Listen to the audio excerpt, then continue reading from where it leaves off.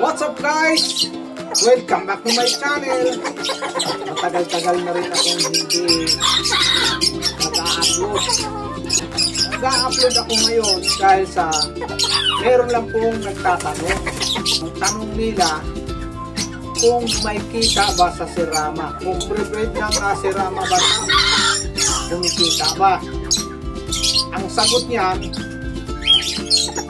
oo. Nung araw, kumikita kami.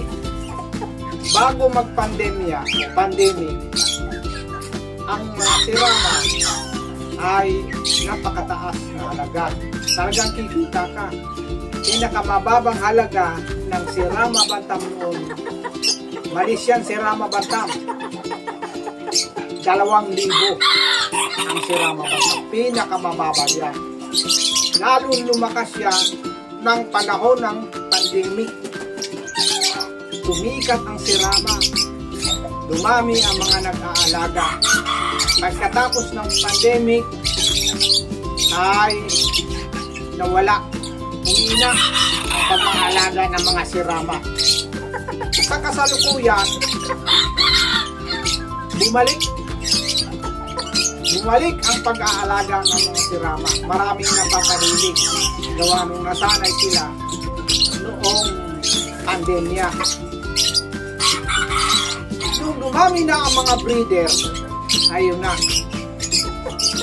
Masasabi ko, pag ikaw nag-aalaga ng sirama, ay hindi ka nakikita. Sapagkat ang halaga ng pagkain sa panahon ngayon ay napakataas na. Bago magiging matured ang sirama o magiging proven breeder, ay gagastos ng 1,000 mahigit, 1K mahigit ang isang sirama para magiging matured. Magiging kakman yan o hen. Diba? Kagaya nito. Katulad nito. Proven na ito. Proven na siya. Iyan. Masasabi ng matured na siya.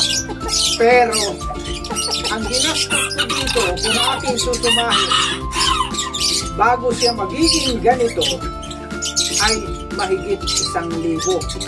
Kung matas pa, lumalampas pa, maabot pa minsan ng 2,000. Dahil sa kailangan mo din na i-vitamins siya. Kailangan may vitamins siya. Kapag ka hindi mo binavitamins, mahinang klase yung sirama ng sakitin. Kaya, doon sa nagtatanong kung kumikita ang pag-aalaga ng sirama, ay sa ngayon ay hindi po. Marami nang nag-aalaga o nag-breed kung kumita. At nagsawa dahil sa hindi nga kumikita. Bentahan na lahat. Lahat na ang pagbebenta. Ayan, halos ipamimigay na. Kung ikaw ay talagang pig lover ng mga manok, lalo na sa sirama bantam, ay huwag mong isipin na talo ka. Kung sakaling makakabenta ka man, kahit yan ay mababang halaga, isipin mo na lang, dagdag na lang pambili ng pagkain ng mga alaga mo. Sapagkat napakasarap din namang mag-alaga ng sirama. Nalilibang ka.